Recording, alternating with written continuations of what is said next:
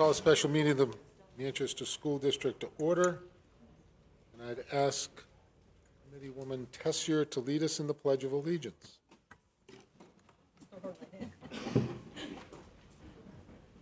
Allegiance to the flag of the United States of America and to the republic for which it stands, one nation, under God, indivisible, with liberty and justice for all.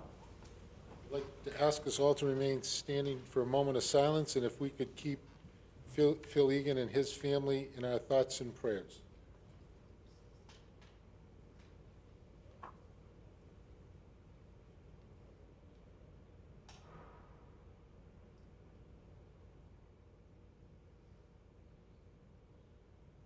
I'd ask the clerk to call the roll.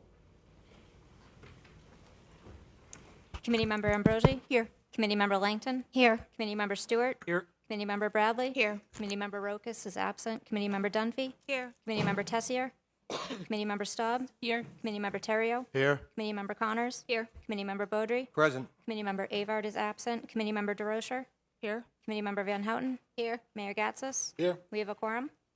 The purpose of the public forum is to give residents of Manchester the opportunity to address the board on items of concern affecting the community. That each person will be given only one opportunity to speak. That comments shall be limited to 3 minutes to allow all the participants the opportunity to speak, and any comments must be directed to the chair. Any resident wishing to speak, come forward to the nearest microphone, clearly state your name and address when recognized, and give your comments. Deborah Olsta?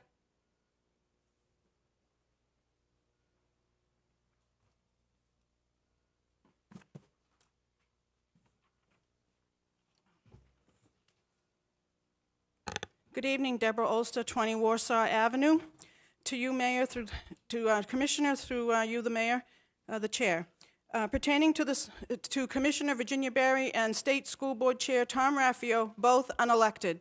Pertaining to the Smarter Balanced Refusal Movement, please allow me to clarify some misinformation about those who are responsible for the Smarter Balanced Refusal Movement in New Hampshire.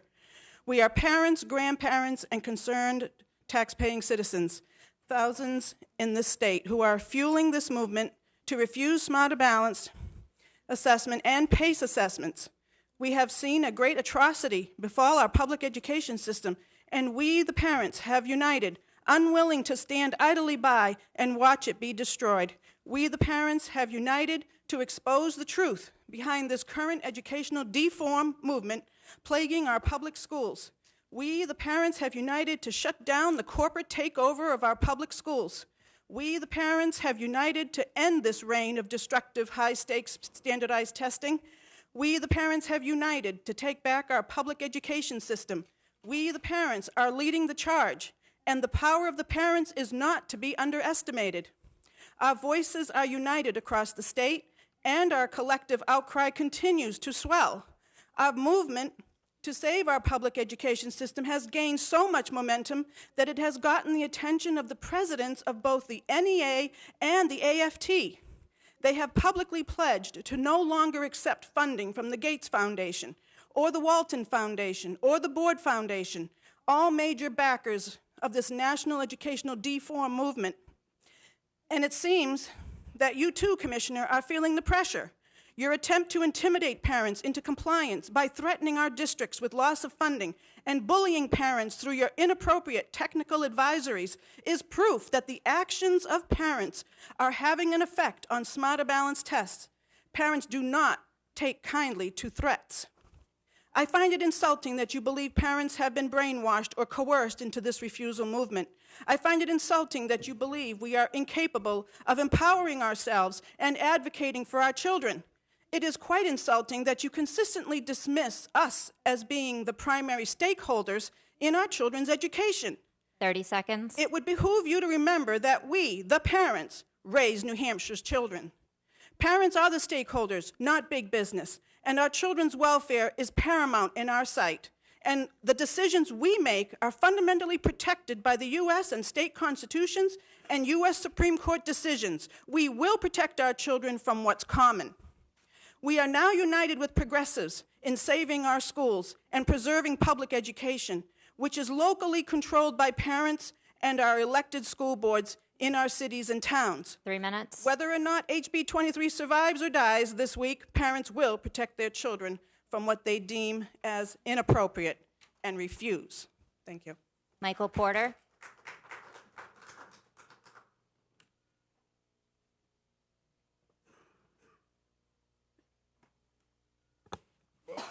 Good evening.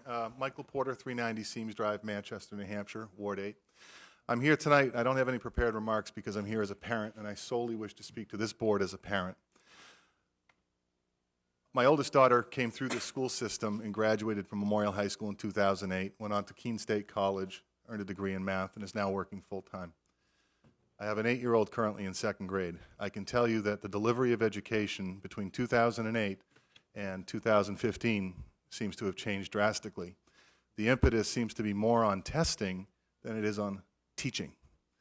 Teaching to the test, that's all I keep hearing. You know, Mayor Gatzis, a while back in 2013, I believe, there's been some back and forth where there was discussions that you had with the Education Commissioner where the belief is that Manchester was to receive a waiver.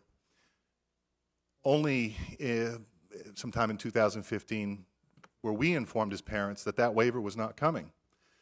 We also, as parents, were then told that Smarter Balance was being adopted and that parents would not have the right to opt out their children from this test.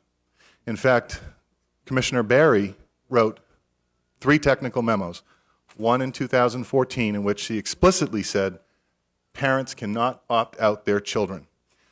In January 13th of, I believe it was the 13th, 2015, she corrected herself and said, well, the state law actually doesn't have anything in it for punitive, to punish a parent for opting their child out. January 26th, her department issues another technical memo indicating that parents do not have the, quote, legal right to opt out their children. That's when I, as a parent, became involved. That's when I became angry, because we had 3 memos, all contradictory, all false, completely false, and yet the commissioner chose now to come down before this board, not before the vote on Smarter Balance. It would have behooved her to come down here before that vote to answer the tough questions that I know each and every one of you probably have. As a parent, Mr. Mayor, I ask you, and I ask each and every one of you elected officials tonight, uphold your oath. Ask the questions. If you don't ask the questions, you're never going to get the answer. I, as a parent, want to know what happened with that waiver. 30 what seconds. was said, to whom, when, how, and why. We need those answers. As a parent, I am entitled to know those answers. Commissioner Barry is not an elected official, and that's great. But Commissioner Barry cannot just simply issue memos that this board can accept and rubber stamp. I implore upon each and every one of you tonight to ask the tough questions. I understand it's revisiting history, but if we don't revisit history and correct those mistakes will be made again. I ask you and implore upon all of you, 3 ask minutes. the tough questions. Thank you. Thank you, Your Honor. Awil Kaval.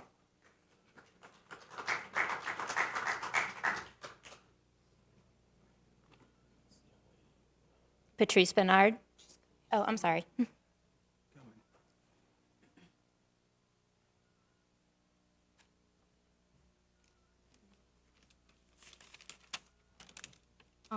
Good evening, Mr. Mayor and the board members. My name is Awil Cole, and I live on 510 Hebe Street, and I have been going to school in Manchester since kindergarten. I know one of tonight's topic is testing. I also know that sometimes people think that people like me or my family or friends whose parents speak another language are responsible for dragging Manchester test scores down. I want you to know that when teachers in school districts stop viewing diverse language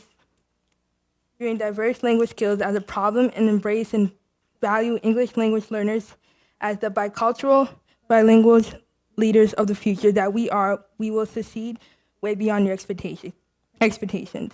In many school districts across the country, English language learners are the largest growing population. Just like any other students, we can and will succeed when we are in an environment that supports our identities and when our specific learning styles are taken into account. Moving forward, student-centered and competency-based learning will ensure the success of Manchester students. Thank you.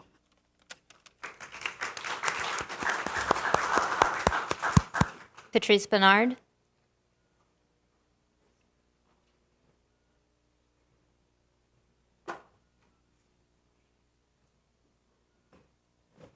Good evening. Okay, got my daughter's iPad, so shouldn't need the glasses. Good evening. My name is Mrs. Patrice Bernard. I live at 31 Aurora Ave. I'm pleased that Commissioner Barry has accepted the board's invitation and that you, our elected officials, will finally be able to ask your questions and get the answers we need to help make the best decisions for our children's education here in the Queen City. As you listen to the Commissioner this evening, I would ask all of you to please keep in mind the many demographics that make this city and this school district one of a kind. Manchester is a city like no other. The New Hampshire Center for Public Policy compiled data that showed us some of the staggering statistics that we must always keep in mind. While we are the largest city in the state, our median household income falls well below the state average. Most of our population does not live in single-family homes. The percent of our population that is foreign-born is more than double that of the entire state. Almost 18% of our citizens live in homes where English is not the primary language, compared to only 8% statewide. Our poverty rate is much higher than the statewide rate, even higher than the nationwide rate. Births to unwed mothers and single women on Medicaid are at an alarming level. Although our district's school enrollment is declining, the numbers of children qualifying for free or reduced lunch is climbing. Yet here in the Queen City, we continue to offer options in education that cannot be found anywhere else in this state. Here you find the home of STEAM Ahead and its younger siblings, Junior STEAM Ahead. Manchester has developed a K-12 autism program that is like no other. The Manchester School of Technology continues to educate students to the level where many of our students are competing and winning recognition at the national level. Manchester houses a noteworthy deaf and hard of hearing program that draws students from all over the state. Manchester is the education center of all of New Hampshire. Here in Manchester, we have over 20 public schools, we have private schools, parochial schools, and charter schools. We are proud to say that a number of colleges and universities have chosen Manchester for their city campus. We, as a community, have embraced education. However, in a city of this size, with the diversity which we welcome here, many federal and state programs or grants attach strings that do not take into account our unique nature. They say the devil's in the details, and that has certainly proven true in our case. When the mayor asked for a waiver for English language learners, he got a waiver, but not the waiver he requested. 30 seconds. So I would ask you, when you speak tonight with the commissioner, you make it perfectly clear that Manchester doesn't want more money to waste. We're not a wasteful district, but unfunded mandates by federal and state departments of ed are bankrupting our district. No one wants to give us money to fully fund our special needs program. We were threatened with the funds for our neediest students if we didn't comply with Smarter Balanced. It's time for the bureaucrats to stop holding our tax dollars hostage. Remember that no one knows Manchester's needs better than Manchester citizens. 3 minutes. We have elected you to oversee the education of our youngest citizens. We have not elected you to cede control to outside agencies. I ask you tonight to always remember that local control is the backbone of this nation and needs to become the hallmark of education in this city once again. It is time to empower our teachers to do what needs to be done. It is time to take back and hold fast to local control. Thank you. Glenn Ouellette.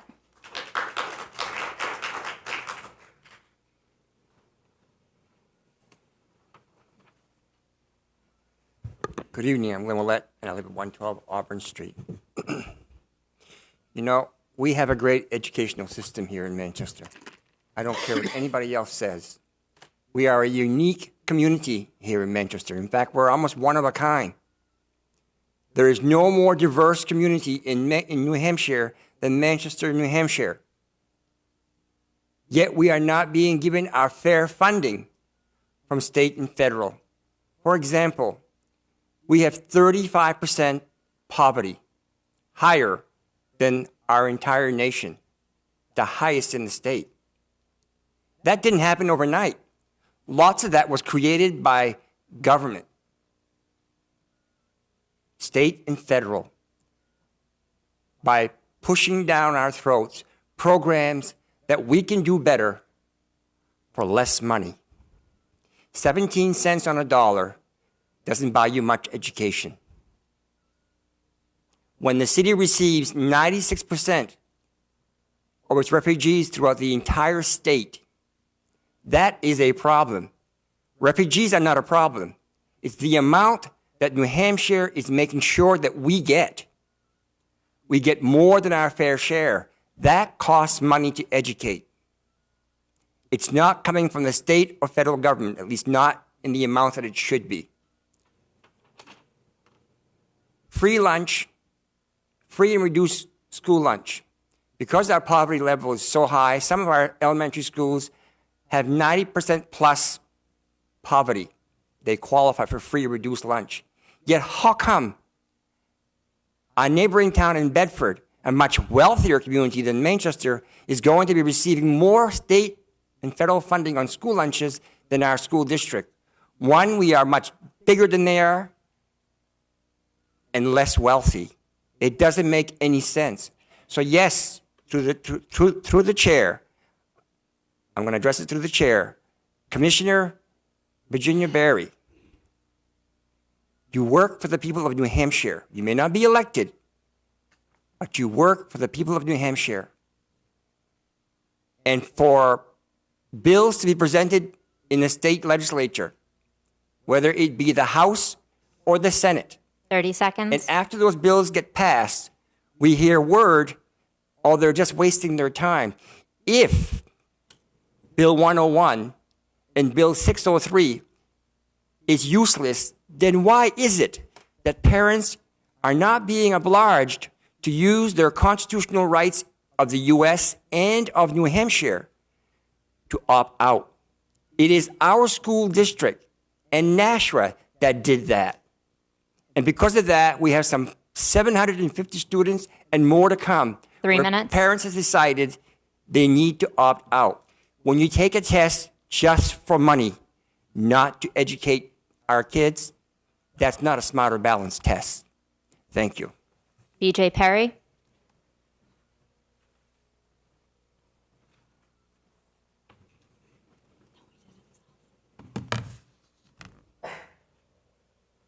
Good evening, Mayor and Board of School Committee members. My name is BJ Perry. I live at 83 Grand Street in Ward 4. My son Elliot is 3 years old and is a student in the special needs program at Jewett Street School. He has been at Jewett Street School since September and is flourishing. He can count to 20, he knows his ABCs, he sings songs, he has learned to ride a tricycle, he jumps on the trampoline, and he walks on a balance beam. All things he couldn't do before joining Jewett Street School back in September. He receives speech, OT, and PT services each and every week. My wife and I are proud residents of the city of Manchester, and we are even prouder parents. Elliot wouldn't be here today without the teachers and specialists we have in Manchester, and he wouldn't be here if we didn't equally serve the special needs population. Treating these students just like every other student in our district is the best way for them to thrive. Giving them the same access to education, just like mainstream students, is beneficial to the entire community. We are teaching them to be active participants and to give back. We are teaching them to be proud of their differences and to strive to be better students. I am angered and personally hurt when I hear how some members of this board refer to our special needs population, how we spend more money on them because we have to, how much more the buses cost, how much more these students take up, and how many more employees it takes to serve these students with IEPs. When my wife and I were pregnant, we didn't wish for a baby with special needs. No one does. We wished, like every other parent does, for a happy, healthy baby. We are proud of Elliot, and we are proud of what makes him different. God gave us a gift, and it's made us stronger, better parents, and advocates for the special needs community and population. I realize that you sit here before all of us and have to make difficult choices with a tough job. My father served as a school board member from Ward 12. I know how hard he worked, and I know how hard those he served with had to make tough decisions every single day, and we appreciate that. However, I please ask you, when you discuss the diverse population we serve here in Manchester, do not make it sound so negative and hurtful. These parents, like myself, watch these meetings, and we vote. Thank you very much.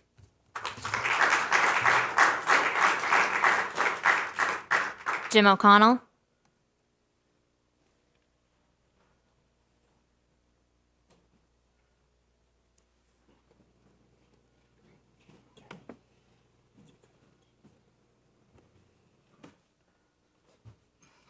Your Honour, board members, once again, thank you for the opportunity to speak in front of you tonight. You know, you may notice Name and address. I'm sorry, Jim O'Connell, 265 Prospect Street. Thank you. You're welcome. I'm here. I'm involved with a number of schools in the city of Manchester. I'm president of the PTO at Hillside Middle School. I'm chairman of Citizens for Manchester Schools. I'm on the parent council of Central High School, and I find time to do some normal other things too. I think I represent a significant number of parents in Manchester. There are obviously diverse views, but mine reflect a significant number also. I think one should beware as a board of listening to those who shout the loudest and say the most. They don't always represent the silent or near silent majority that exists in our city. I think it's important tonight, and in the presence of some distinguished guests, our executive councillor and members of the State Board of Education and Commissioner, I think I've come before this board on many occasions and appealed to you for greater resources for our schools. I believe our schools continue to be under-resourced. But I think tonight, given that we have a school in Manchester, Parker Varney, which has been awarded Elementary School of the for the state of New Hampshire, is a very important milestone. And I think the board should take some pride in that. Most of the pride deservedly goes to the children, the teachers and the parents at Parker Varney. And it should be noted, I think, that this is now, we've already had 2 SIG schools, as you're well aware, but others may not be, within the last 12 months who have exited SIG status. So those are measures of success. Personally, the favourite stat or fact that I learned in the last few weeks was the fact that Manchester was decreasing the number of students dropping out of our schools. I think that is a huge improvement, and it shows that we're moving in the right direction, and I urge you to continue that. There's a straight line between dropout numbers in any city and community and social effects and crime, etc. So these are some of the great good things that are happening in our schools, and I commend you and the people who are actually doing the work to do those. Lastly, I would say that as we head into tomorrow night in discussions of budgets, please don't take your foot off the off the metal. 30 seconds. I am very pleased, as I said at a previous meeting, that this board saw fit to support superintendent's budget and request of the city the money required by this district to run the school system that we require.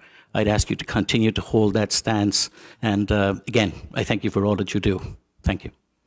Doris O'Hensi.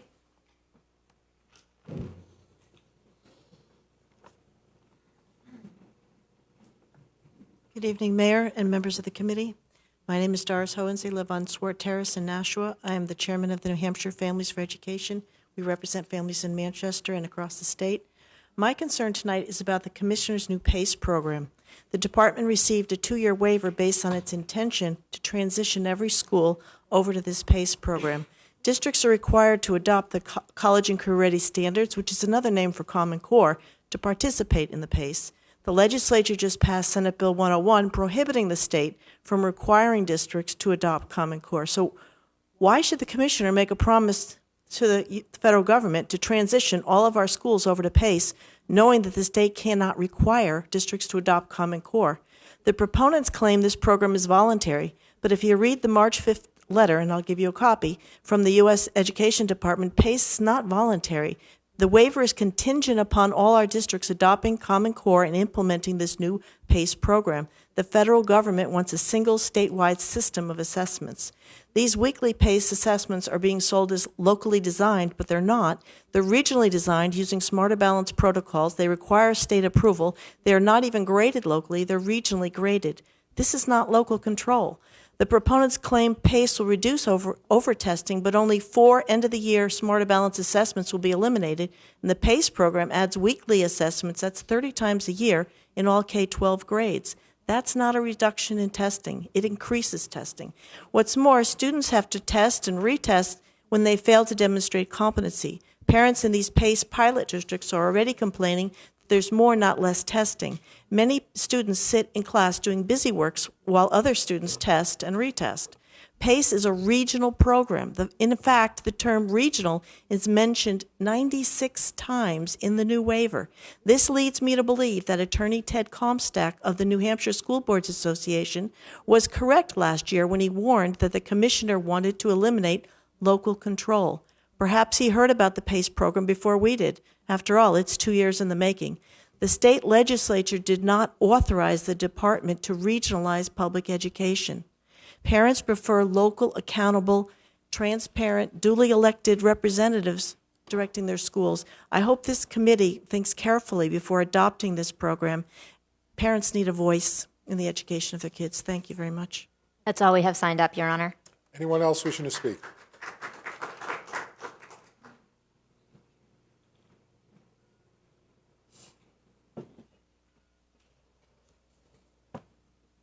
Good evening. My name is Anne Marie Banfield. I am with Cornerstone. I'm a volunteer. I was asked by a Manchester resident to speak on one issue tonight, and that would be the Smarter Balanced Assessment and the problems. Cornerstone has called upon the halt of the Smarter Balanced Assessment in New Hampshire for various reasons. One being, and I'll just give you an example, there is a child psychologist a licensed medical child psychologist in the state of Utah who I have consulted with, who is and if you go to YouTube, you can Google his name, Dr. Gary Thompson, and he makes the argument that this is cognitive child abuse, the way that these assessments are made up. 500 professionals, early childhood professionals around the country had said that the standards were inappropriate, developmentally inappropriate. So clearly the test is going to be based on those standards. With that knowledge and teachers calling this child abuse and a medical professional saying that if he gave this assessment, and this is what he says, if he gave this assessment to the children who come into his clinic and they were not fully informed of what they were being assessed on, he would lose his license to practice. That's how serious it is. These are not tests, they are assessments. Assessments will assess values, attitudes, behaviors, and beliefs. This is not an achievement test. As you go into looking at the Smarter Balance closer, I would just suggest considering this. I continue to wonder why nobody has even discussed this in New Hampshire. Why isn't this being brought to the table? Why isn't this being discussed? I would think that if there is a medical professional out there testifying before legislatures on the quality of this assessment as a licensed professional, why are we not speaking about this? So as you go forward, I just wanted to bring that to your attention. I think it's important, and I hope at some point somebody in the state is going to bring this up and start looking at this. Thank you. Anyone else wishing to speak?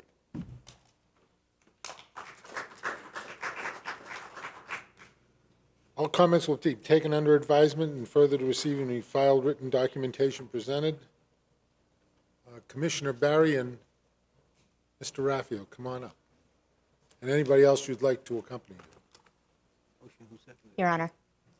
Your Honor, can we take a vote to receive and file and take anything under advisement? Member Stewart, second by Committee Member Ambrosi. All in favor? Aye. Opposed? Motion carries. Thank you. Good evening. Thanks for coming. Our pleasure. So I want to thank you, Your Honor, and also members of the school board for having us here tonight. Excuse me. Stay on the other side. Thank you. Thank you. So after I have some preliminary remarks, and then we can stay as long as you want for questions. It seems like there were some questions that the public had, but you may have your own as well. I do want to start by saying that we do understand that all of us in this room, over here, behind me, all want to do what's best for the students and citizens of Manchester. We may not always agree on that, but I can assure you that all of our hearts are in the right place. So I really hope that tonight is a real positive meeting. The Commissioner will be here for me tonight and will answer any questions that come up. I must start, though, by basically saying this, hearing some of the comments. Everywhere I go, my real job, I'm the chair of the State Board of Education, but I'm also the CEO of Northeast Delta Dental, so I do travel across the country on my primary job. And everywhere I go, New Hampshire is looked at as state-of-the-art in terms of education, competency-based education, all the innovative things that we're doing. And in particular, the leadership of Commissioner Barry is constantly referenced when I'm out in other states. So I really can't let stand the comments by some of the public that Commissioner Barry bullied or threatened, or it's a test for money, or it's a corporate takeover, or she ever said that local control was going to go away. That's simply not true. You'll hear in my remarks, we totally get the fact that New Hampshire is all about local control. And as far as a psychologist or someone that said that the balanced assessment is child abuse, that's ridiculous, and it's no more. And I would just leave it at that. It's no different than, again, in my corporate job when someone says fluoride is a bad thing. So you can get people to say things like that, but it's just simply not true. So I really wanted to respond first to that. So, but I do want to make this a real positive meeting, and one of the speakers actually referenced many of the great things that are going on in your school districts, in your schools.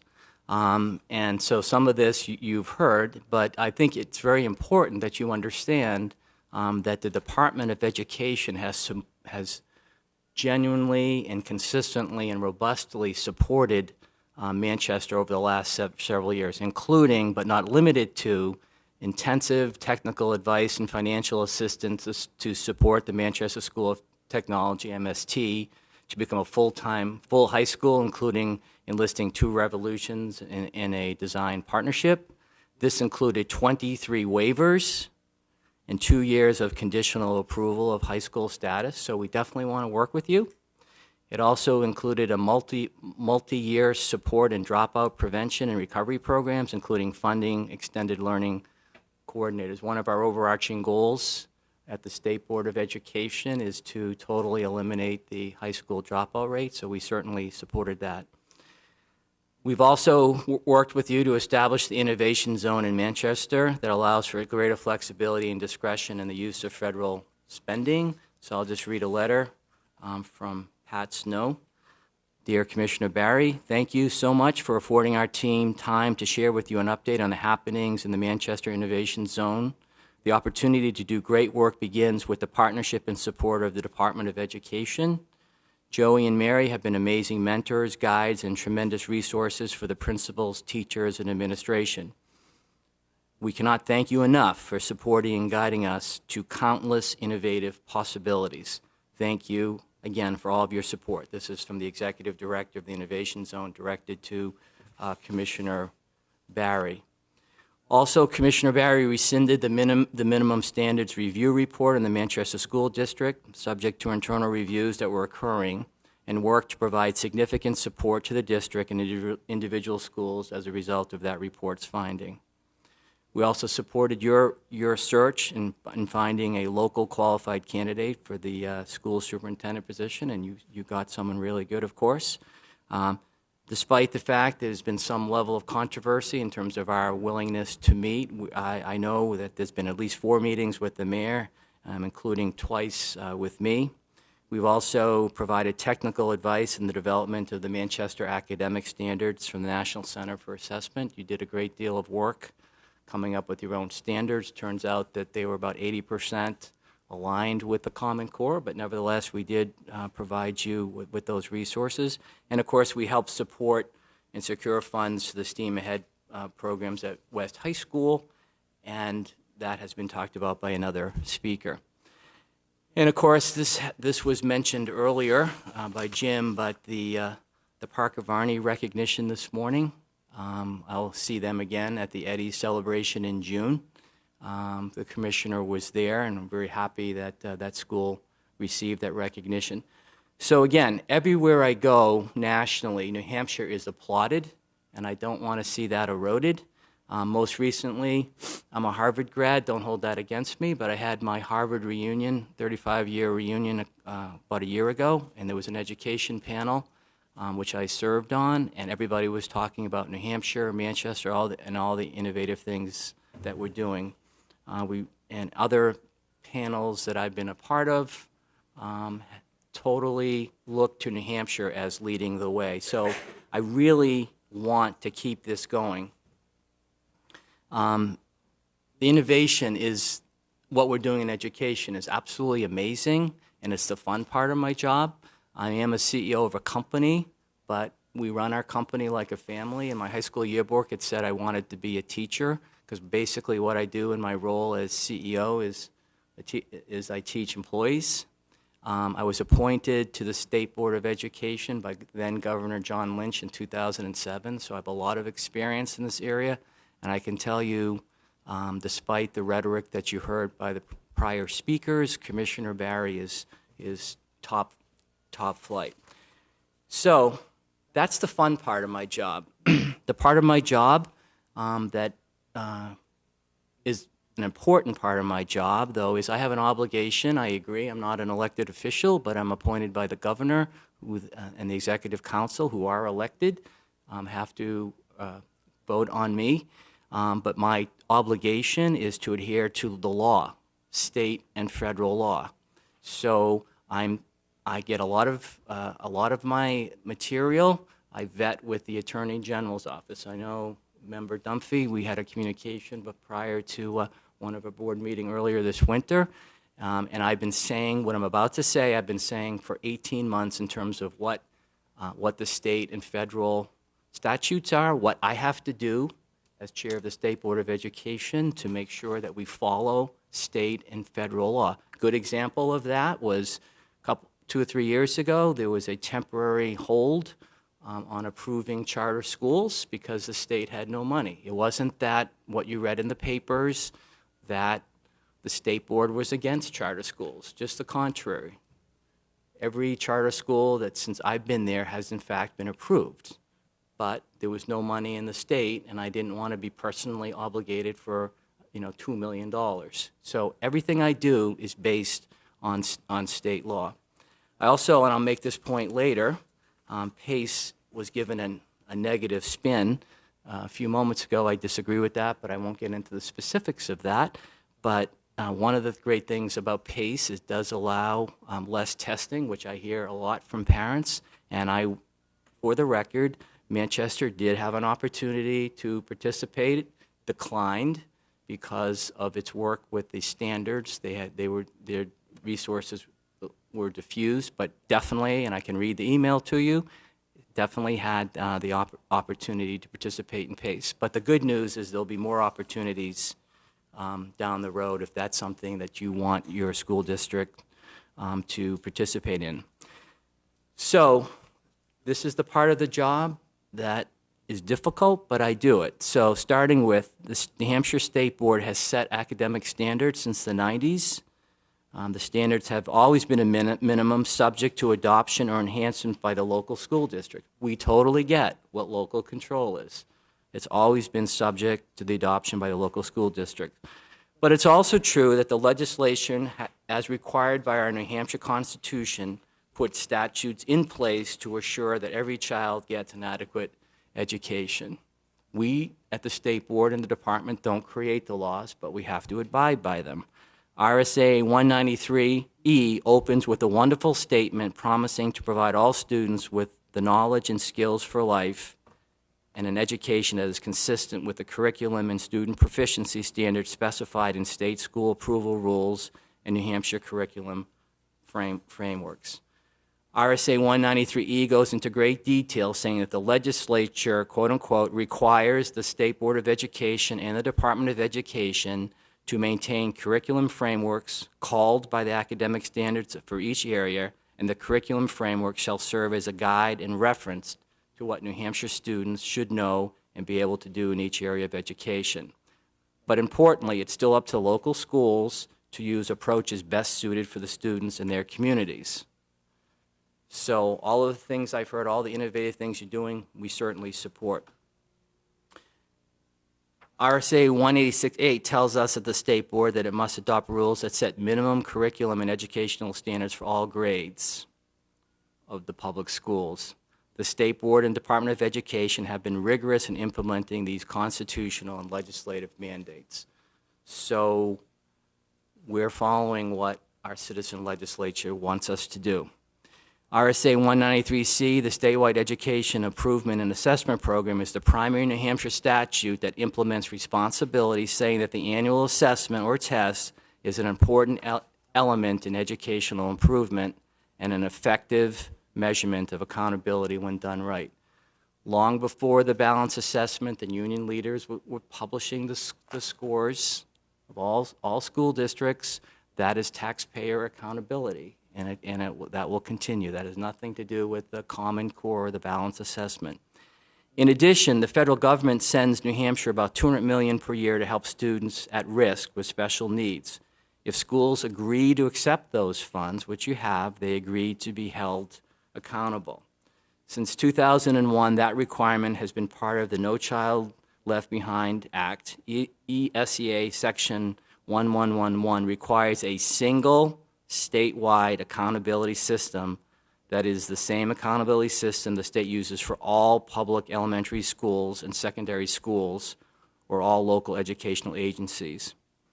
Section 111 says the state must use the same academic assessment to measure the achievement of children.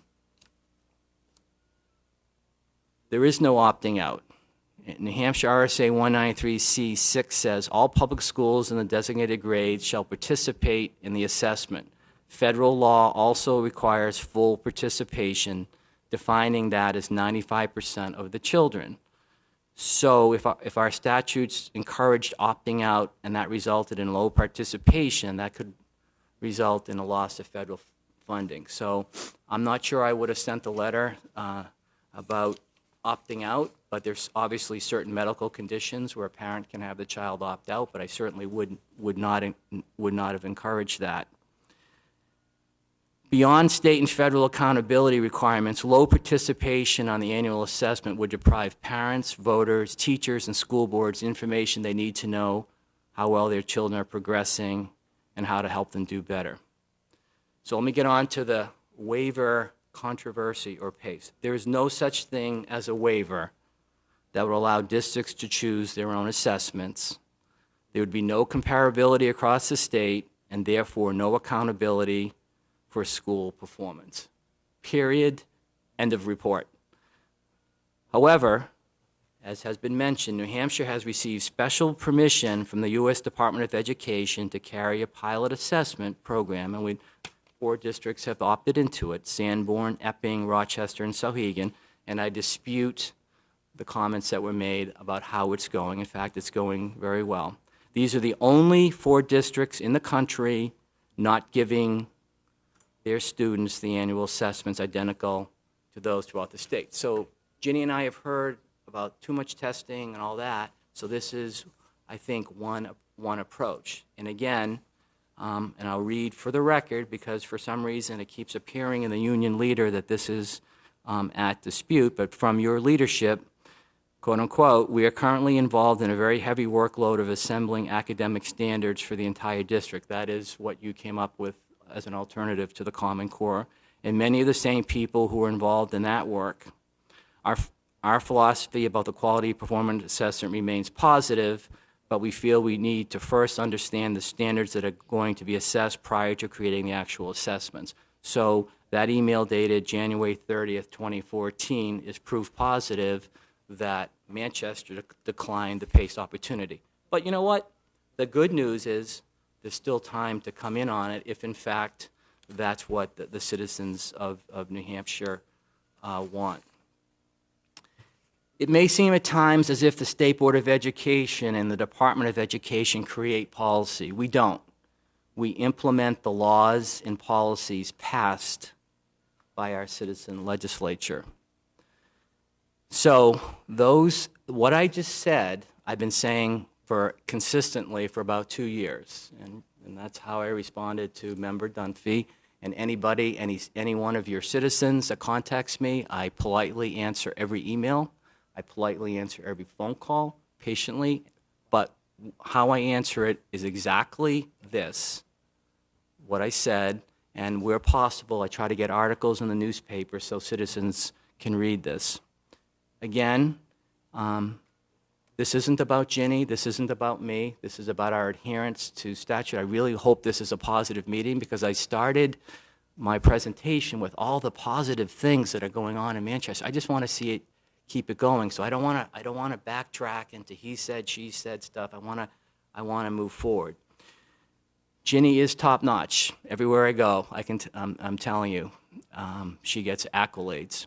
So we're glad to take questions. We hope we can clear the air if that needs to be cleared. I don't think so, and enhance the communications between the department, the state board, and New Hampshire's largest city, so we can find a way to work together for the children of Manchester, because there will be upcoming projects such as the science standards that it would be great if there was a positive sense of collaboration. So with that, Ginny and I are here to answer any and all of your questions. Thank you, Mr. Mayor. Tom, thanks for being here. I have one question. You noticed that I probably went back to the superintendent and Mr. Francis when I heard you say that the state provided funding for the STEAM Ahead program at West. Maybe you could clarify for me what funding the state provided for that STEAM Ahead project. We're in the process right now of working with Bob Baines, and we recently, 2 weeks ago, had a meeting with your senior administrative team, and including your principal at West High, to talk about funding opportunities. But you haven't funded anything as of yet. We're in the process. Well, but you haven't funded anything, because what I think the statement is that the state has provided funding to the STEAM Ahead project at West. It will. It hasn't as of yet. Okay. Correct? Has not as of yet. Yes. Has not provided any funding for the first junior STEAM Ahead projects that are in 3 of the elementary schools. Is that correct? Correct. Okay. But let me say this, of course, Full Steam Ahead was presented at the Business and Education Coalition meeting, which I chair as well, which consists of education leaders like the commissioner, business leaders, and we galvanized that group so that a lot of the contributions came from the activity of the Business and Education Coalition, and we hope that there would be the state funding as well. Thank you for that correction. Questions? Committee Member Connors. Thank you both for coming in this evening, and we appreciate your presence at Parker Varney this morning as well for the awards. You talked a little bit about the state of education in New Hampshire and the positive things that are going on in New Hampshire. In regards to Manchester, how do you feel about the direction our city's educational system is currently headed?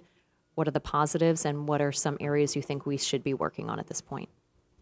Well, it's a great question. I think that there are many really amazing things going on in New Hampshire. I do have an opportunity to work very closely with your principals, teachers.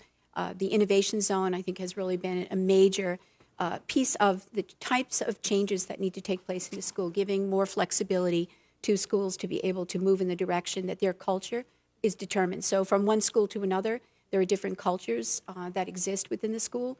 And the movement in our state has been to give that type of discretion to schools, to be able to create an atmosphere of a safe environment, but also an atmosphere where students are engaged in their work. And I think that was very much witnessed this morning by Parker Varney. I think Manchester is definitely headed in the right direction. I think there are some amazing teachers, leaders in the district that are very committed to student success. And I want to say that, I probably shouldn't, but say this, that the reason why I did not attend the first meeting that I was invited to was because I do not believe that playing out politically the success of children and families is really a good move. I think that the kind of work that goes on in our schools is something that needs to be supported, and we need to be able to look very carefully at the work teachers are doing and look very carefully at the success of our students on all different levels. And so playing out constantly in the newspaper an attitude that says the state is not working together or we don't have partnerships really impacts very negatively on families, because I believe every family in the state of New Hampshire deserves the right to hear the good things that are going on in their schools. We live in a society, and somebody questioned me a few weeks ago when I said complex. We live in a very complex society where fear is very difficult for parents, the economy, and so on and so forth. So I think the great work that's going on in Manchester, I think if we could publicize that work and we'd be able to look at the great successes that students are making and that our parent participation in the city of Manchester is outstanding, and it's increasing all of the time. So yes, Manchester is making major progress because of the great people that are here, and parents deserve the right to hear about the good things that are going on in the city of Manchester. And sometimes that's political. Committee Member Beaudry, then Avard. Thank you, Mr. Chairman. I have a couple of questions and a comment. But first, I do want to thank Dr. Berry for being here and responding to the board's request for this meeting. I respect that, and I really want to hear your side of the story. I know you say we don't want to talk about the political aspect, but you've been criticized on more than one occasion by the chairman of this board as far as a meeting that was held between yourself, the chairman, and Dr. Brennan about smart balance and the testing. Can you tell us your side of that conversation, exactly what was said in that meeting? Because I know from talking to you at Dr. Livingston's welcoming party, it was my understanding we were going to have to take a standardized test. Now, whether it was smart balance or not, that wasn't discussed. But can you please give me your side of what happened at that meeting, please? Okay. So I think you were at that meeting also, Tom. I really don't take sides on stories, and I think what's really important is for all of the board to recognize how Smarter Balance came about. About 5 years, this is my end of my 6th year as commissioner, and about 5 years ago, all of the country was faced with making a decision relative to selecting a new form of standardized assessment. On a monthly basis, superintendents, principals, curriculum specialists meet. We have almost 100% attendance. This discussion on Smarter Balance went on for over 2.5 years. New Hampshire stayed, I would say, on the fence with the choice of taking PARC, another performance-based assessment for college and career ready, which is a bubble type of test, to Smarter Balance, which is a computer adaptive assessment that allows teachers to have a clearer understanding of overall development. That decision was made not singularly by Commissioner Barry. That decision was made in a shared leadership model with superintendents throughout the state. And I would be very happy if you spoke to every superintendent that was involved in that process. It was a shared decision because we believe that Smarter Balance was an assessment that would provide teachers with a more efficient way of understanding students' needs. Simply that. There is no story. There is no story. It was a decision that was made jointly throughout the entire state. And let me also say, many parents were involved in that decision because the role of the commissioner is to communicate with the superintendents who you employ and the principals. I work with them, and the expectation is that they will communicate with you about decisions that are being made, that they will collaborate with you, and if there are any issues, they will be brought back to our meetings to make a determination. NECAP was leaving. We had a huge decision to make, and the cost of trying to singularly take on an assessment as a state was prohibitive given the financial constraints that we currently deal with. So, simply put, it was a shared decision. It was the best assessment that we could take. New Hampshire is one of the few states that only signed a 1-year contract with Smarter Balance, and I'm sure that very many people here are not aware of that, to be absolutely sure that Smarter Balance would give our teachers the information that they so desperately need, because the previous test gave them information 8 months later behind the time that the students took the actual assessment. So Smarter Balance was our best choice. PACE is a very important project for our state. It is the beginning of opening the door for this country. We had to work very closely with Washington. We do listen to our constituents. So one of the ways that you can work with the U.S. Department of Education is to be able to responsibly identify a new process that possibly could open new ways of thinking about assessment. PACE is a performance-based assessment, and the way I refer to it is that we can look at competent children, and I'm sure there's not a parent in the room, regardless of their political persuasion, that don't want competent children that can read and are prepared for the world they're going to live in, but also confident children. And I think today at Parker Varney is just a good example, and I've seen that over and over again in Manchester. We want children that are ready, and we want children that feel good about who they are and where they come from. So PACE is that type of project. And I would ask anybody in this room that would like to participate in the technical elements of PACE and see what it's all about. Because competency is what we really want for every single student in our state and in our nation. So the story is very simple. It's a shared leadership model. And the people that you appoint or hire are part of that process.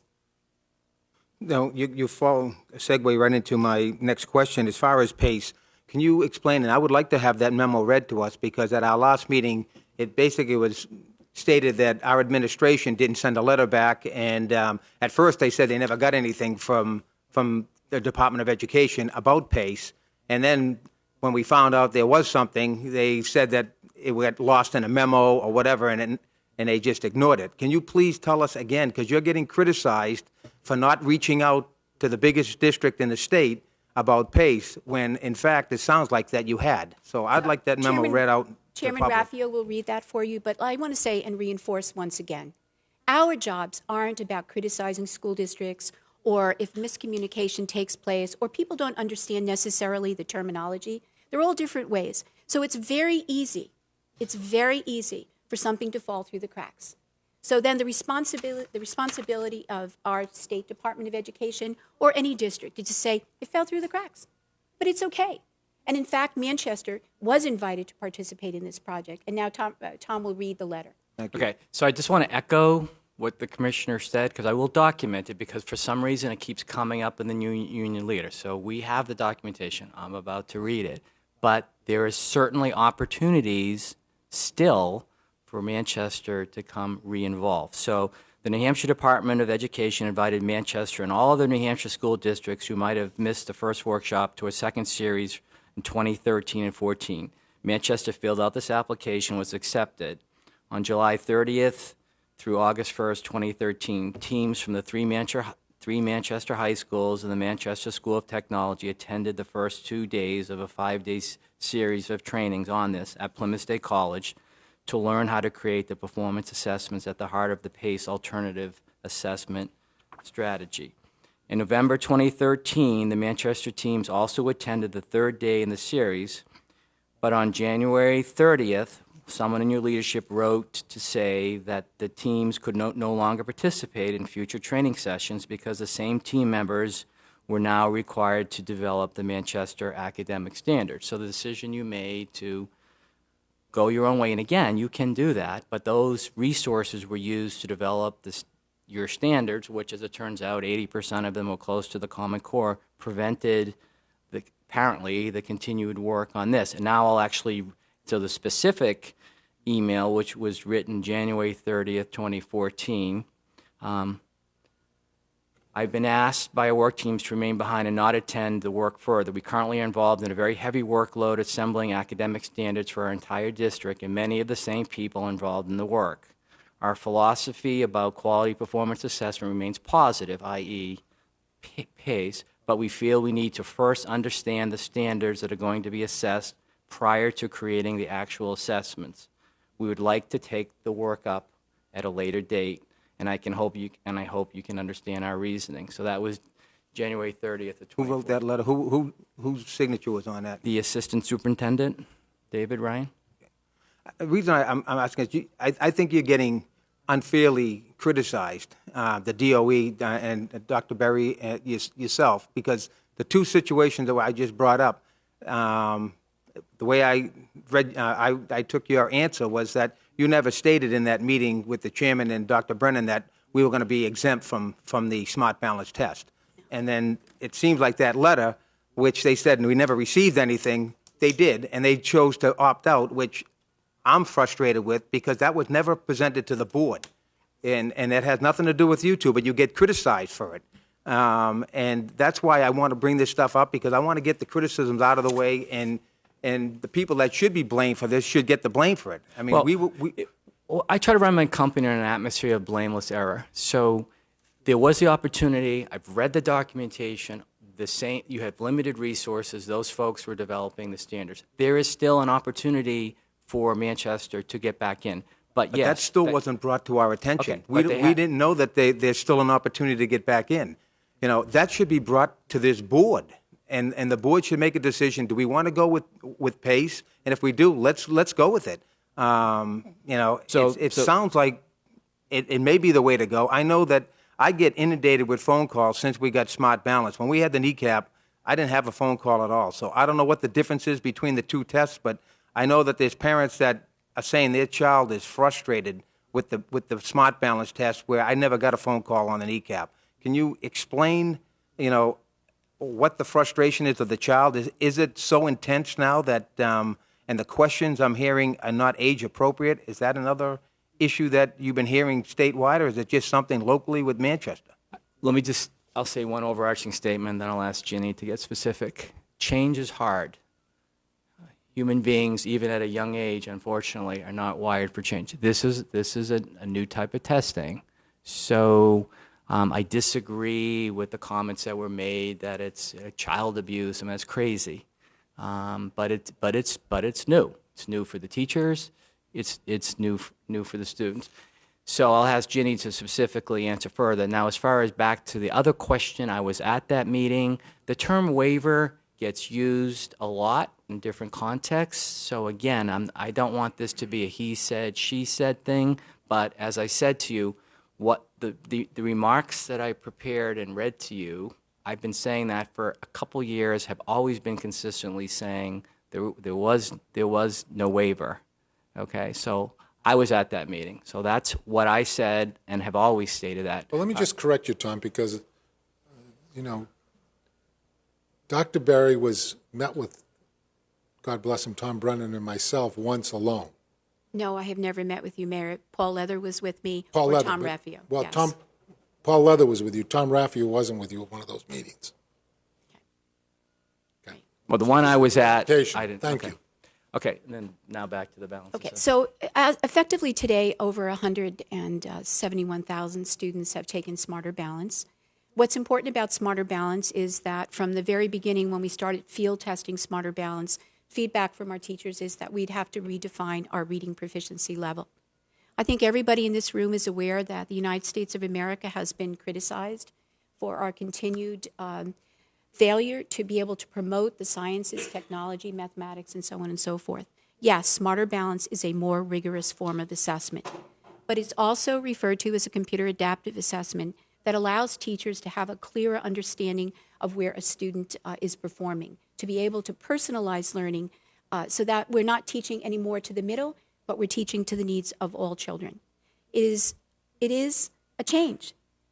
And change, moving into the 21st century, I think every one of us has experienced every day, including social media, impacting on the way we think about things. I trust our teachers and the feedback we've gotten from our teachers. First and foremost, I want to say that a comment that was made before, that we are a value-added state. New Hampshire was the only state in the United States that did not develop an evaluation tool that in any way was looking to, in any ways, not support our teachers, but to use assessment as a way to provide our teachers with the necessary skills that they need preparing their students for the 21st century. So overall, we have a lot to be proud of in our state. I am a mother and I am a grandmother. My third grade granddaughter took the assessment. And when she came home, I asked her about it, just, kind of being really careful about what I asked. And she said, the thing about this kind of test is you really have to understand what you know. You have to think about questions in your brain. So we have a lot to learn. There's nothing about our society today that's locked down. And so what I think is really critical right now is that we support an assessment that gives us information, just like in the medical profession, just like in the legal profession. Our teachers need our support, and this assessment can help improve teaching. That is the only reason to have an assessment. And anyone who was educated in New Hampshire didn't have their kneecap scores go on to college with them or to their career. It is an assessment that is designed to help our teachers be more effective. I also want to thank Manchester for joining in on the SAT. Several years ago, there were many comments about the 11th grade assessment. And as we talk about a college readiness for students and we talk about career preparation, one of the things that we've learned is equity and access is about offering all students opportunities. The city of Manchester joined in to participate in the SAT. And the purpose for that is there's people that question that students would take the SAT. But the SAT is a signal to a student that I can be successful. So we managed to put in our waiver that all of our 11th graders would be able to will take the SAT, to give them an understanding that college and career is an opportunity for all students. So I congratulate Manchester for moving forward. Assessments are designed for one reason only, and that is to give us more information about a student. The second part of that is parents all the time are asking for more information about their students' performance. I hear parents say all the time, I can't teach this math. I can't do this. I don't understand the technology. It is not the job of parents to necessarily teach this skill set. So we have to prepare our students for the 21st century. I meet with hundreds of parents a month, parents that are frightful, parents that are worried about their children and their success in the future. That's my job. My job is to meet with parents and assure them that we are doing the best we can to support their children and their children's sense of future. So we believe, like 26 other states, that Smarter Balance will help us get better at teaching and helping our students learn. One further question. Dunphy. If I may have one further question, Mr. Chairman, and then We'll come back to you. Committee Member Avard. thank you. I have a couple of comments followed by a question. Thank you very much for coming here today, for being willing to come before us. I hope that everybody treats you professionally, respectfully while you're here. I'm very concerned, and I hope that you can extend the same courtesy to our citizens that are sitting behind you. And I don't feel that it's very professional or respectful to call them crazy. They came here. You used that term. And may I respectfully say this? I wasn't calling them crazy. I said if you call their ideas crazy, it's equal. What I said was the reference to someone, okay, I wasn't calling them, so I'm going to correct you on that. Not from the audience We're going either, through please. the chair, Your Honor, Through the and I chair, still have the please. Go floor. ahead. You've got the floor. It's what I heard. It's how I felt with what you said. I felt it was disrespectful to the citizens of Manchester. I will treat you respectfully. I ask that you treat us and the citizens of Manchester And I always do. I don't feel that you did. I'm moving forward from there. As far as whether or not parents have the job of teaching their children math, I completely disagree, Doctor. I think it's the parents' job to teach their children everything in their lives. If a parent is unable to teach their children the math that they're learning, perhaps it is because what they're learning is fuzzy math. And we've seen this going across the country. We've seen it eliminated in a lot of areas of the country because they finally came to the census. And so I think going back to a math that is understandable by the general public may help to remedy the situation. So there are my comments. My question going forward is it the intent of the Department of Education to have every district in New Hampshire 100% compliant with Common Core? Is that the direction you're taking with PACE or any other program or any other initiative, is to force or entice every community in the state to adopt Common Core? No, I don't know how many times I can say this, okay? It's up to the local school district to support or not support the Common Core. So I've said that over and over again. So and clarification. You've adopted your own Manchester school standards. On the record, just to make sure that this is on record here on ours and on the recordings that are being made, is that we will never be asked to give up the standards that we have adopted in place of Common and put Common Core in its place. That's not our intent. I can't comment what happens 50 years from now, but that's certainly not the intent. That's why I did my preliminary remarks. I've been saying the same thing. It's local control. Some school districts like you have adopted your own standards. God bless you. I'm trying to get away from future he said, she said kind of situations. So now Remember, Dunphy, Ambrosi, stop. Well, first of all, I'm going to jump on to Dr. Avard's comments regarding your use of the word rhetoric is incredibly condescending. All right, enough with the applause, please. Thank you. And on one hand, we're hearing that parent, involvement is very important and well regarded. And when people aren't agreeing, I hear the word rhetoric. I'm not really sure all the time where I am with things that come out of the Department of Education. I do find myself questioning a lot of things because, again, to hear involvement on one side and then to tell me or any parent in this room that we do not have the right to opt out is untrue. my kids, their kids, their control. That's local control. Not coming back and sending us a letter saying that, in fact, just so we're clear, that letter was mine. I put that together, and I'm very happy with it, because you don't have the right to tell a parent that there's only certain places they have a right to speak out in. And also to sit here and tell us that we shouldn't have to worry about not being able to help our children with homework because it's the job of the teachers. No, I don't see parents dropping their kids off at the door and that's it for 8 hours, 6 hours, 8 hours if they have after-school programs. Your attitude is incorrect, wrong, and it's not okay. You either want parent involvement or you don't. You can't have it only when you feel like it.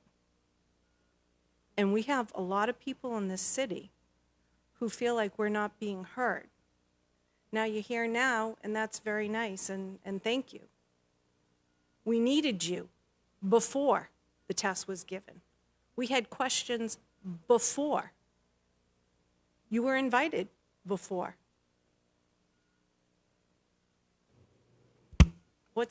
Why are you here now? And telling us that we have all these great programs that you stood behind. I'm pretty sure it's our tax dollars that you're giving us back to support the programs in our city that we're working so hard to push forward. So I'm trying to understand. Either you want the involvement or you don't. Either there is local control or there isn't. And I see when I get a letter put in front of me that says you're going to tag us for millions of dollars if we offer an opt-out option to parents, that is bullying. And it is a threat.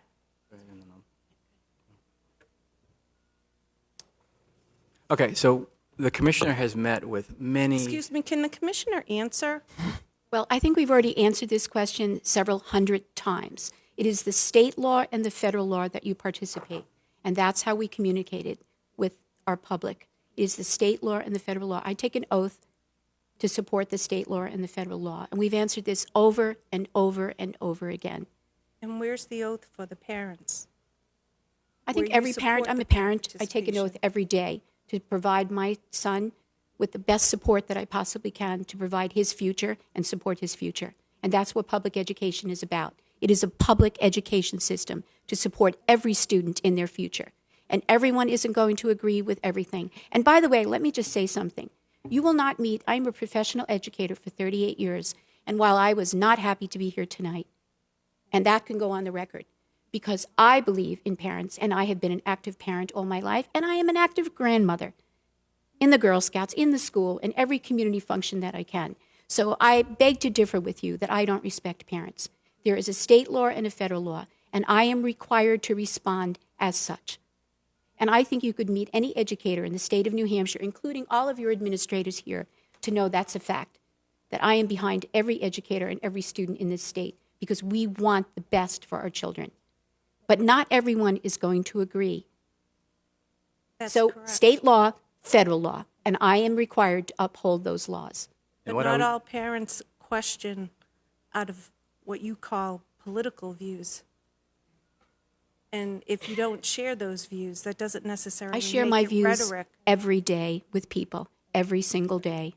What I was going to add is the commissioner meets in many, many forums. Maybe she didn't meet with you when you wanted, but she's out there in the community. I can assure you of that. And again, I'm going to restate the law, 193.6c, quote, each year a statewide assessment shall be administered in all school districts in the state in grades 3 through 8 and 1 grade in high school.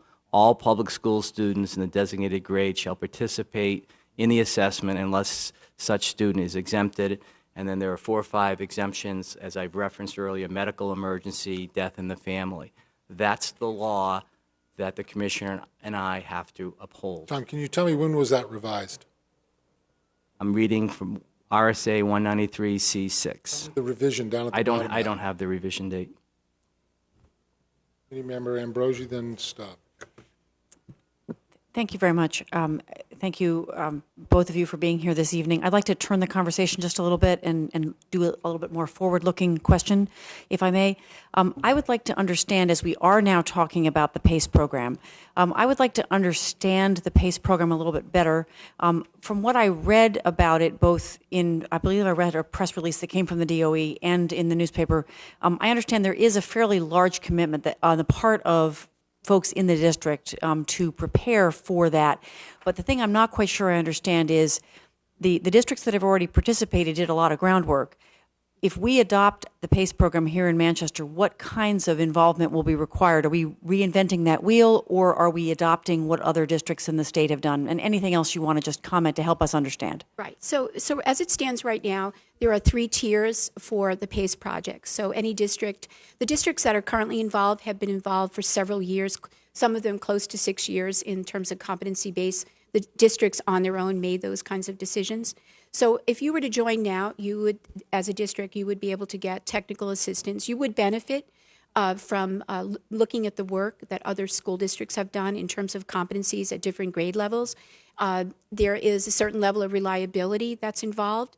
So say, for example, you were to join and you were to see competencies at 5th grade that you were not comfortable with. Every school district would have an opportunity to reevaluate competencies that they're looking for in their district. But it is a project that looks for support of competencies. Like, we would hope that 5th graders or 10-year-olds at any level would have certain competencies in reading, language arts, and mathematics. And so essentially that's how it's going to work. There is no requirement to join. There's no expectation that the entire state of New Hampshire will be part of PACE. It is a pilot, and it's really been developed to help us better understand whether using competencies will allow our students to be more successful. And if I might, just a quick follow-up. So to the extent I know the district has worked pretty hard so far to implement competencies, at least at the high school level.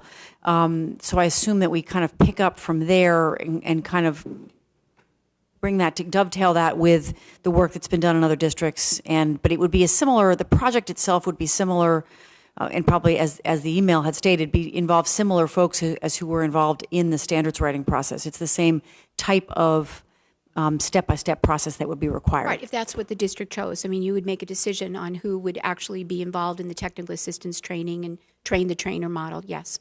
Thank you very much. What were the federal dollars that followed Common Core?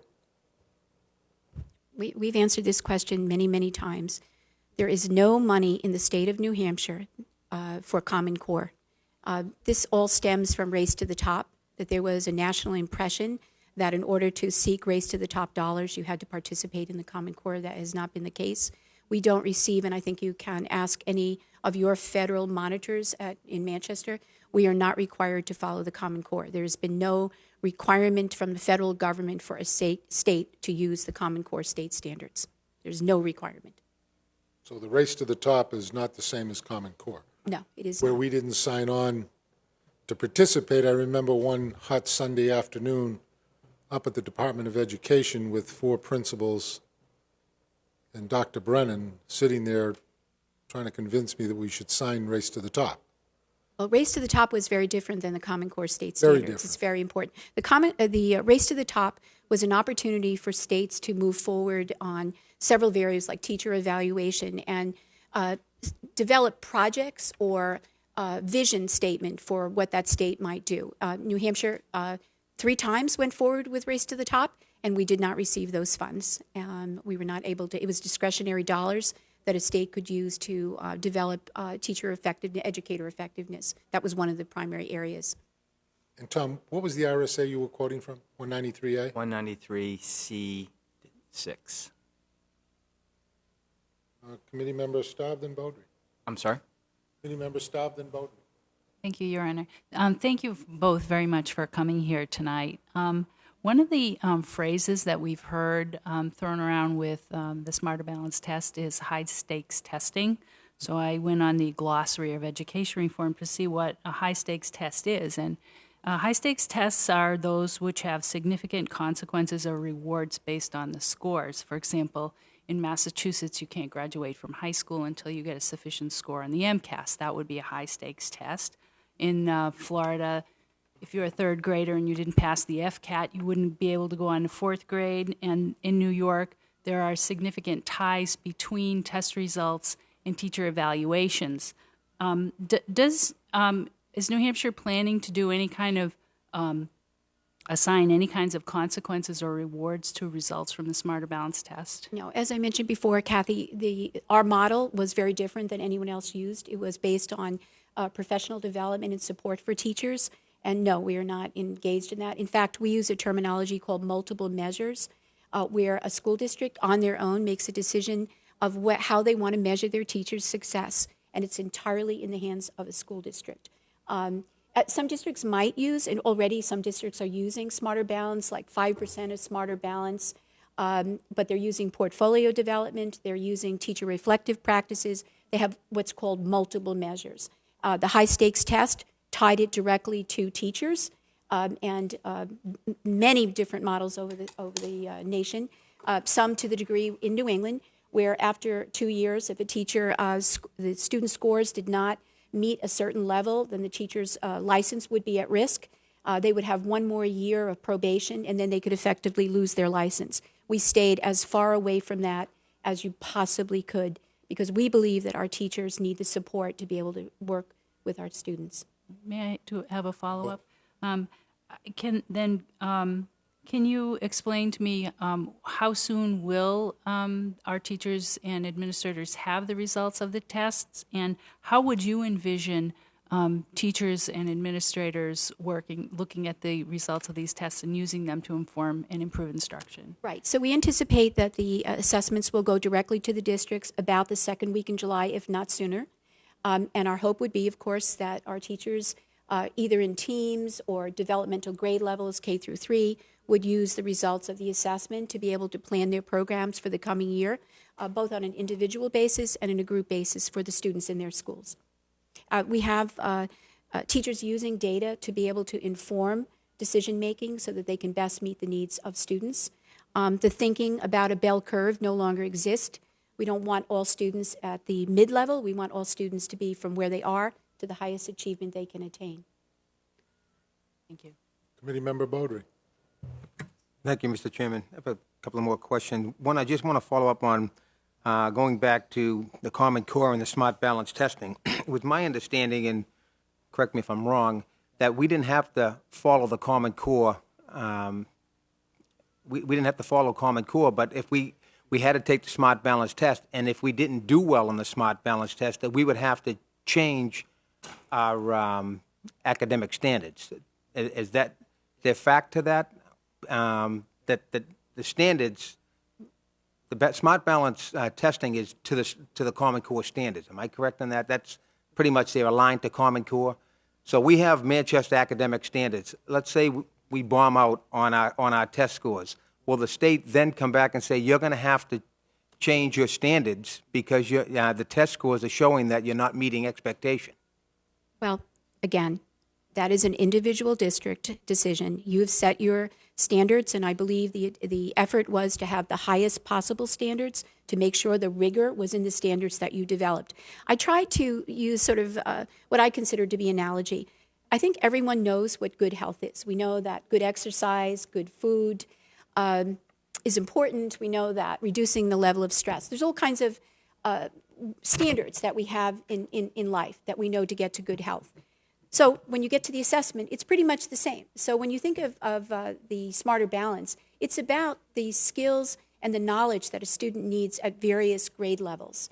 And so if Manchester or any community develops a set of standards and they receive the information back and they feel that the students are doing well on that form of assessment, just like if you went to your doctors and got your blood pressure and your everything else done in assessment. It's really up to the decision of the district to make a determination.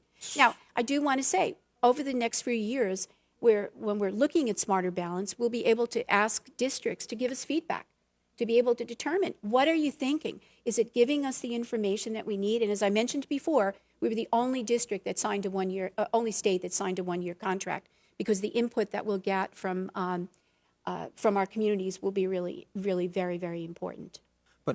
I just want to elaborate a little bit more on this. I don't want to get in the same situation as we were in several years ago when we had No Child Left Behind, when we had a district need of improvement, and we were going to lose teachers, we were going to lose principals. Is that anything to be concerned about if we don't meet the expectations under the smart balance testing? Is the Fed's going to come down and say, okay, you're not doing well, you got to make these drastic changes, as they did 6 or 8 years ago? Okay, and let me say with all due respect, Manchester has done a great job of making those changes, and as a result, you are seeing improvement. When the various principals situations where if a school wasn't improving over a 3 to 5 year period, that perhaps the leader was not the best leader, the best match for that school, those kinds of turnaround principles have proven to be very effective practices. And in fact, Manchester has done a great job of implementing those. The federal oversight of standardized assessment is on an individual basis by state. We're measuring against ourselves. We're not measuring against other states. Are we making improvement? Are students at the proficiency level they need to be successful in reading, math, and language arts? I have one question and a comment. Going to unfunded mandates, we wrote you a letter and you stated that we get state aid and adequacy money and state aid. But my concern is with the smart balance testing, although $7,000 may not sound like a lot of money, when you're in a district like Manchester where every penny counts, it's a considerable amount of money. And we're looking to add more teachers to a classroom because we still have classes over the state standards. My question is, why wouldn't the state reimburse us for the additional cost? Because the state aid, the adequacy funding and the state aid that we receive, we were going to get that money whether we did smart balance or not. So by doing smart balance, it incurred an additional cost to the district. Why wouldn't the state fund that? Right. So again, this question gets asked all the time. You have the state of New Hampshire develops a formula for adequacy. The Department of Education has nothing to do with that formula. It's very important. All we do is confirm attendance of students in a district. You also receive federal dollars, and when you decide to accept federal dollars, you sign assurances. Your superintendent and the chair of your board sign assurances that you will participate in the selected assessment that the state has chosen. Within those dollars are monies for you to use as you choose. And when you decided to purchase additional headphones, that was your choice. And I think this is like an argument we could go round and round with. You had the money is there, you have several title funds that you could use. We do not essentially provide oversight for how you're using your federal dollars. So if let's say the state comes up with, you said we only have a 1-year contract with Smart Balance, we come up with XYZ test next year, and it's going to cost this district $100,000 in additional cost because of whatever we need for the test. You're telling us that we would have to take that out of the existing adequacy money? I can assure you right now the state of New Hampshire pays half of the cost for assessment, and the federal government pays half of the cost. And so if we were to decide together as a state that we were going to make a change with Smarter Balance, we'd have to be sure that it would not cost, as we went through the entire process, additional funds to the district. And if we were to go on our own, this is an important point, and develop our own state assessment, we do not have the funds in the state of New Hampshire to support that. It would be back to the tax dollar of the citizen to be able to assign those dollar amounts. Didn't I just hear you say, though, that the new test for the 11th graders next year will be the SATs? Yes, and we are taking those out of, the students won't be taking the Smarter Balance at 11th grade. All students will be taking SAT, and we'll be using our funds that we would have used for Smarter Balance for the SAT cost. So that test has changed? Yes. What happens next year? I'm not sure I understand what you mean. In other words, what happens in 2017? With the test for the 11th graders? Well, as it stands right now, we'll be using the SAT, and we plan on using that. It's so a better that's a different assessment. answer than I asked you 3 years ago. What happens with that test? And you said to me, I don't know. Well, in Bedford. No, you didn't say it directly to me. You said it in Bedford. Well, when I said to you, the testing in Manchester is much different. We're not one of those nifty little, speedboats that can turn on a dime. We're like a big aircraft carrier that takes a while to turn around. Mm-hmm. I said to you, what happens in 2 years if the federal government decides to change the testing? The federal government does not determine the testing. They've And we allowed really you to need use the SATs. We had to seek permission to move to the 11th grade SAT, and we believe that that was in the best interest of the students. It was more of an equity and access issue, one. And two, it removed the cost of school districts that are currently paying for the SAT. So our concern was both at the district level as well as the state level. I do not believe that in 2 years, I will not be here in 2 years. I can tell you that I do not believe the SAT will be removed because we are delivering a pretty good seamless system with our higher education, community colleges, and our four-year institutions. So we believe the SAT will benefit all. And the elementary testing, what's going to happen with that? Let me just reiterate again. Right now, Smarter Balance is our assessment. If we were to find district-wide, if we were to get feedback that Smarter Balance isn't giving us, our teachers, the information that we need, we'd have to reevaluate. But we will not be able to afford, as a state, the cost. Remember, with the NECAP, we shared that with several other states. NECAP went away. NECAP went away. And that was the problem that we ran into in making a decision of which new assessment to be able to utilize. And what does the state Smarter Balance test cost?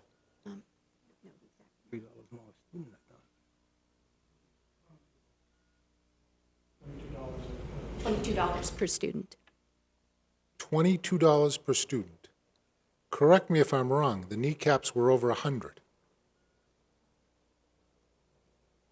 No.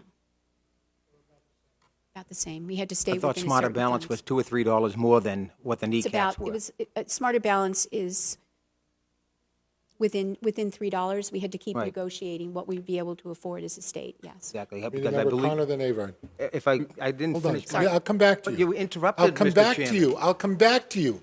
Mr. Okay. Committee member Connors. Mr. Mayor, can I ask two things? One, I want to clarify one thing on the SAT, and then Commissioner Barry has to go to Boston for a conference pretty soon, so we could hopefully get the rest of the questions. But on the SAT, if you heard a less certain answer, it may have been that indeed what you heard, because being involved with this, not everybody necessarily was behind the SAT either. No, I'm referring back to the kneecap test when I sat on Senate Finance, and remember that number being somewhere around $100 per No, test. I'm not talking about the dollar figure. I'm talking about your comment that now we're saying that the 11th grade, Ginny is saying it pretty certain as SAT, but we've just figured that out because not necessarily every school district wanted to use the SAT, so that may have been why. I can only congratulate you for figuring it out, because that's what we were going to give our students this year, was Great. the SATs. So we figured it out a little bit quicker than the state board. Apparently. Yep. Committee member Connor, then Avard.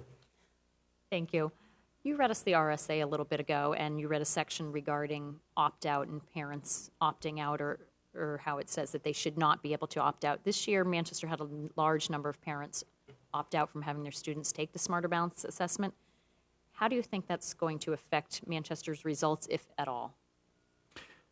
Okay. Yeah, so participation is very important because the information gives a school district a pretty good, clear understanding of where students are at different grade levels.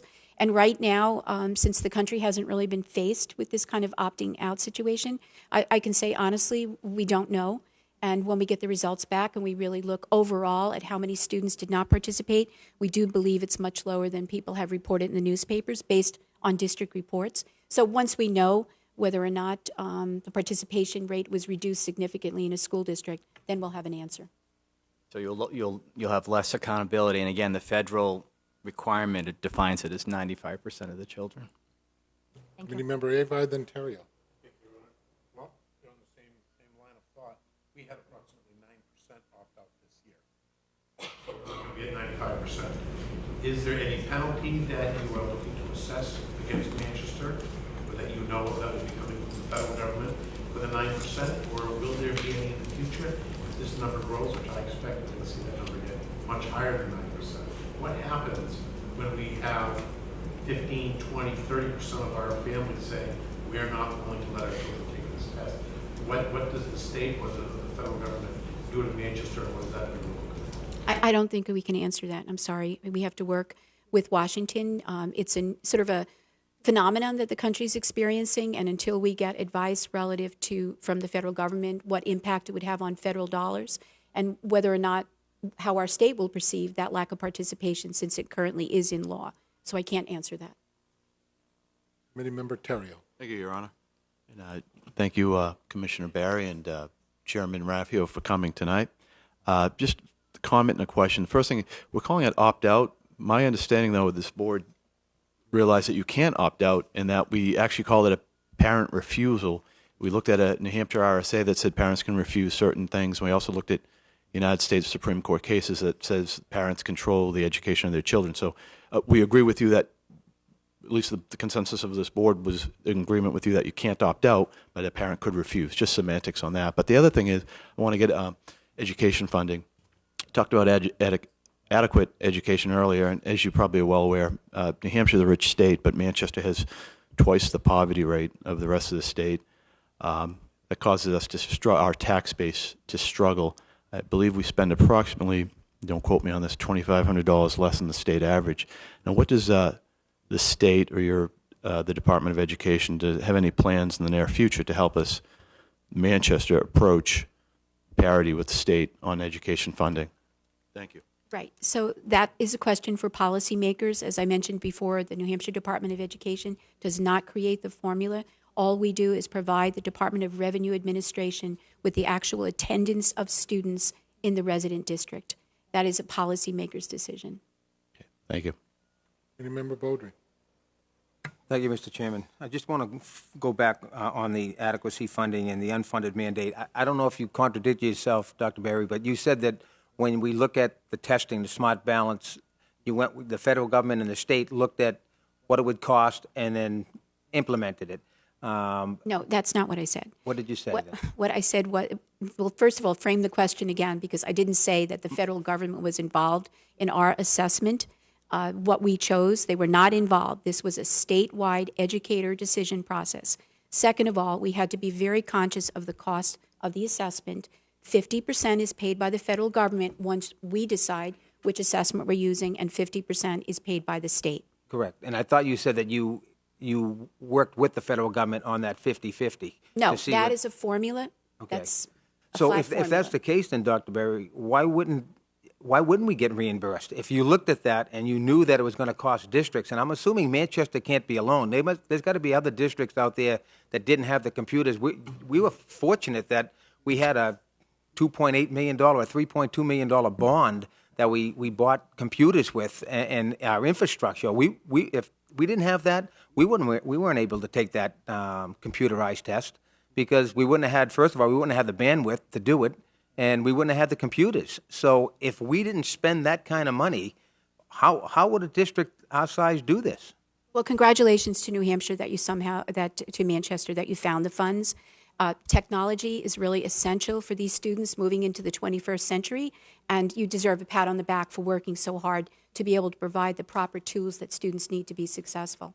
But I thank you for applauding us, but you didn't answer my question. How I can't answer your question. You make those decisions. Your federal dollars and your state dollars from adequacy are made on the basis of your board, your administrators, and your school vision and school goals. So the state can mandate us to take a statewide assessment test, which we have no control over, and if it costs us, again, hypothetically, then next year, $100,000, we got to eat that $100,000 within the adequacy funding and whatever state and federal aid we get. There's no additional dollars coming to the city. No.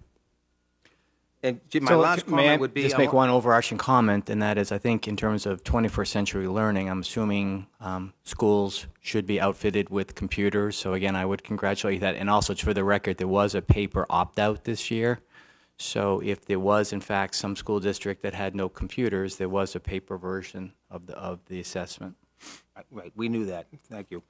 One thing about the waivers, and I do applaud you. Follow-up? Yes. I applaud you for working with this district on the waivers, but it is to our detriment in a lot of ways. I mean, we implemented a 4-year high school at MST. We're running on 18 waivers from the state. I mean, I would hope that you hold us accountable in the future, that we got to get that school to be running on its own without having waivers. We shouldn't be running a school district on waivers, but I applaud you for working with us on that.